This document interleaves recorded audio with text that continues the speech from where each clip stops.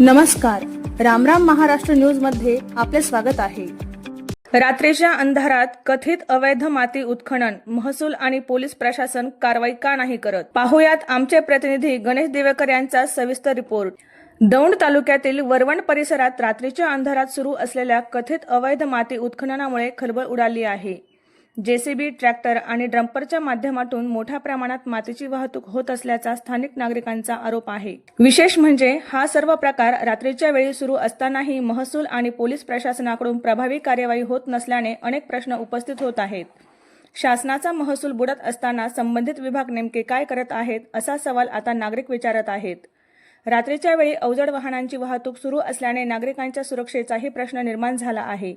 स्थानिक नागरिक उघडपणे बोलण्यास तयार नसले तरी दबक्या आवाजात या माती माफियांना नेमका कुणाचा वरदहस्त आहे, असा प्रश्न उपस्थित केला जात आहे। जर उत्खनन कायदेशीर असेल तर संबंधित परवानग्या सार्वजनिक का केल्या जात नाहीत आणि जर बेकायदेशीर असेल तर कारवाई का होत नाही, असा प्रश्न उपस्थित होत आहे।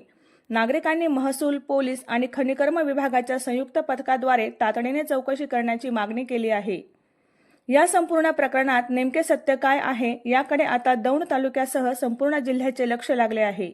वरवणमधील कथित अवैध माती उत्खनन प्रकरणात प्रशासन कोणती भूमिका घेणार?